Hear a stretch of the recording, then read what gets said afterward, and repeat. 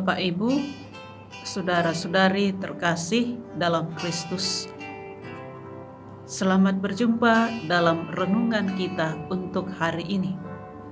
Hari ini, Rabu tanggal 2 September 2020, Pekan Biasa ke-22. Bacaan kita diambil dari Injil Lukas bab 4 ayat 38 sampai dengan ayat 44.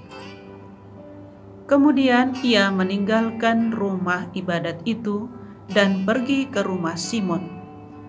Adapun ibu mertua Simon demam keras, dan mereka meminta kepada Yesus supaya ia menolong dia. Maka ia berdiri di situ di sisi perempuan itu, lalu menghardik demam itu, dan penyakit itu pun meninggalkan dia. Perempuan itu segera bangun dan melayani mereka. Ketika matahari terbenam, semua orang membawa kepadanya orang-orang sakit yang menderita bermacam-macam penyakit. Ia pun meletakkan tangannya atas mereka masing-masing dan menyembuhkan mereka. Dari banyak orang keluar juga setan-setan sambil berteriak, "Engkau adalah Anak Allah." Lalu ia dengan keras melarang mereka dan tidak memperbolehkan mereka berbicara, karena mereka tahu bahwa ia adalah Mesias. Ketika hari siang, Yesus berangkat dan pergi ke suatu tempat yang sunyi. Tetapi orang banyak mencari dia, lalu menemukannya dan berusaha menahan dia supaya jangan meninggalkan mereka. Tetapi ia berkata kepada mereka, "Juga di kota-kota lain aku harus memberitakan Injil Kerajaan Allah, sebab untuk itulah aku diutus." Dan ia memberitakan Injil dalam rumah-rumah ibadat di Yudea.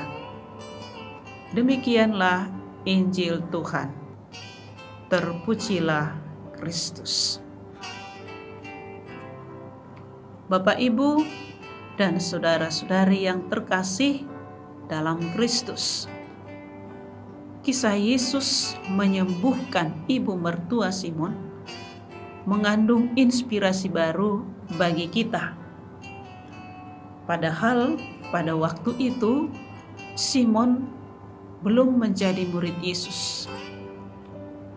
Kesembuhan ibu mertua Simon Petrus menjadi bekal bagi dia untuk semakin mengenal Yesus, semakin tahu, semakin bersemangat untuk mendekatkan diri pada Yesus. Yesus, untuk lebih mengenal dan mendalami para muridnya, Yesus mengunjungi rumahnya. Rumah para murid dikunjungi oleh Yesus, sampai pada keluarga dan membantu yang sangat membutuhkan, termasuk orang yang sakit. Belas kasih yang diajarkan oleh Yesus sungguh menjadi nyata, terutama yang dialami oleh Simon. Meskipun pada saat itu Simon belum begitu mendalam sekali mengenal Yesus. Kasih Yesus begitu konkret sekali, nyata, dirasakan oleh Simon. Bahkan yang hal-hal sangat pribadi itu pun dirasakan oleh orang-orang yang ada di sekitar Yesus. Yesus mendekati keluarga para muridnya tanpa menuntut banyak hal, tetapi dengan sengaja, dengan serius mau mengenal lebih dalam para muridnya. Bapak, Ibu, apa yang pernah kita alami dalam kenyataan hidup kita juga seperti yang dialami oleh Simon Petrus, bahwa dalam keluarga kita juga kita pernah mengalami disentuh oleh Yesus, disembuhkan oleh Yesus. Kita merasakan bagaimana Yesus hadir dalam keluarga kita. Sebenarnya pengalaman ini Yesus mau menyatakan, mau menjalin relasi yang sangat baik di antara satu keluarga.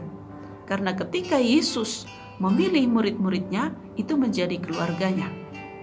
Dan relasi antara mereka itu sungguh diperhatikan.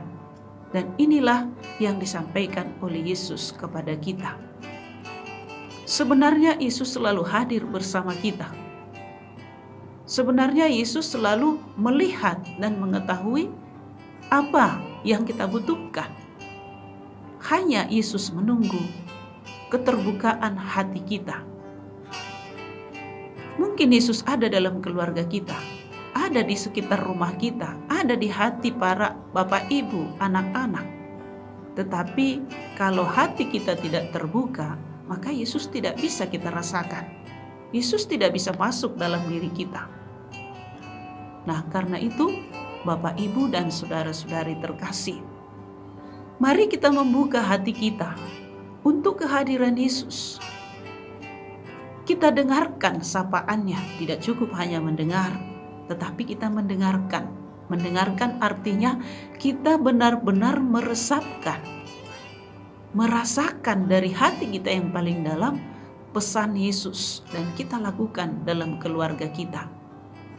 Untuk bisa menjadi berelasi yang baik di antara keluarga, kita hendaknya menghadirkan Yesus di tengah kita. Yesus ada di dalam keluarga kita, ada di hati seorang bapak, ada di hati seorang ibu, ada di hati para anak-anak. Dengan demikian, satu keluarga merasakan kehadiran Yesus. Bapak Ibu, ketika kita menutup hati kita, maka selesailah sudah. Relasi dengan keluarga juga tidak baik, apalagi dengan Tuhan. Maka terjadilah percekcokan, terjadilah keributan, terjadilah salah paham. Karena itu Bapak Ibu, kita diajak sekali lagi dengan rela hati, dengan kerendahan hati, dengan bulat hati, dari kedalaman hati yang paling dalam diri kita. Beranilah membuka hati kita, mengakui bahwa Tuhan itu adalah yang paling kuat dalam diri kita, bahwa Tuhan itu, bahwa Yesus itu adalah satu-satunya pegangan hidup kita. Tanpa Yesus kita tidak bisa hidup dengan damai. Tanpa Yesus kita tidak bisa bernapas dengan baik. Tanpa Yesus kita tidak diselamatkan. Maka keluarga kita bisa kacau, tidak ada komunikasi, relasi menjadi putus. Maka pada kesempatan ini Bapak Ibu, mari kita membuka hati kita. Dan ketika kita mengalami kebahagiaan itu, mengalami rahmat Tuhan itu, mengalami kesembuhan dari Yesus, kita makin percaya pada Yesus, makin berani mengikuti Yesus, makin mengenal lebih dalam tentang Yesus, dan kita wartakan kepada orang lain. Tadi Yesus mengatakan juga, di tempat lain juga aku harus mewartakan kerajaan Allah, sebab untuk itulah aku diutus.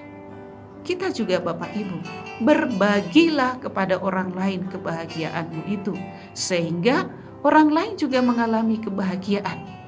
Mungkin Yesus memakai Bapak Ibu sebagai alatnya untuk mewartakan kebahagiaan pada orang lain, kepada tetangga, kepada famili, dan kepada siapa saja. Mari gunakan rahmat Tuhan itu untuk semakin meluas di dunia ini, agar kita mampu semakin bersatu hati, agar kita mampu menjadi putra-putri Allah yang baik. Karena itulah yang dikehendaki Allah. Yang berbahagia adalah orang yang mau mendengarkan dan melakukan apa yang dikehendaki oleh Allah. Selamat merenungkan, Tuhan memberkati.